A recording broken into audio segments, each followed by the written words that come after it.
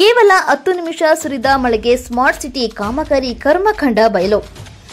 ರಾಜ್ಯ ರಾಜಧಾನಿಗೆ ಪರ್ಯಾಯವಾಗಿ ಬೆಳೆಯುತ್ತಿರುವ ತುಮಕೂರು ನಗರದಲ್ಲಿ ಒಂದಿಲ್ಲೊಂದು ಸಮಸ್ಯೆ ಸೃಷ್ಟಿಯಾಗುತ್ತಲೇ ಇವೆ. ತುಮಕೂರು ಸ್ಮಾರ್ಟ್ ಸಿಟಿಯಾದ ನಂತರ ಈ ಯೋಜನೆಯಲ್ಲಿ ನಡೆದಿರುವ ಕಳಪೆ ಕಾಮಗಾರಿ ಹಲವು ಅಸಮಾಧಾನಗಳಿಗೆ ಕಾರಣವಾಗಿದೆ. ನಿರೀಕ್ಷಿತ ಗುಣಮಟ್ಟವನ್ನು ತಲುಪಿದ ಕಾಮಗಾರಿಗಳು ಕಾಟಾಚಾರಕ್ಕೆ ಮಾಡಿದ್ದು ಮಳೆ ಬಂದರೆ ರಸ್ತೆಗಳು ಚರಂಡಿಗಳು ನೀರಿನಿಂದ ತುಂಬಿ ಹೋಗುತ್ತವೆ. ಇದಕ್ಕೆ ಪೂರಕವೆಂಬಂತೆ ನಗರದ ಎಂಪ್ರೆಸ್ ಕಾಲೇಜು ಆವರಣ ಮಳೆ ಕೆರೆಯಂತಾಗಿದ್ದು ನಾಗರಿಕರ ಆಕ್ರೋಶಕ್ಕೆ ಕಾರಣವಾಗಿದೆ.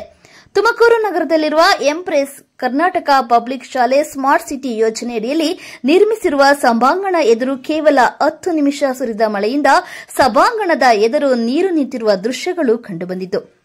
ಕಡಿಮೆ ಸಮಯದ ಮಳೆಯಲ್ಲೇ ಮೊಳಕಾಲುದ್ದಷ್ಟು ನೀರು ರಸ್ತೆಗಳ ಮೇಲೆ ಹರಿದು ಕೆರೆಯಂತಾಗಿತ್ತು.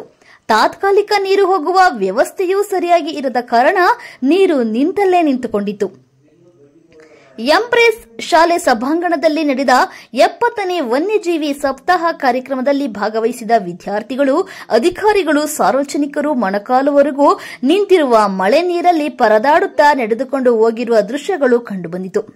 ಇದು ಸ್ಮಾರ್ಟ್ ಸಿಟಿ ಯೋಜನೆಗಳ ವ್ಯವಸ್ಥೆಯಾಗಿದ್ದು ನೀರು ತುಂಬಿಕೊಂಡು ವ್ಯವಸ್ಥೆ ವೈಫಲ್ಯ ಎದ್ದು ಕಾಣುತ್ತಿತ್ತು ಮತ್ತು ಸಾರ್ವಜನಿಕರಿಗೆ ಉಂಟಾಗುವ ತೊಂದರೆಗಳಿಗೆ ಈ ಘಟನೆ ನೇರ ಸಾಕ್ಷಿಯಾಗಿತ್ತು.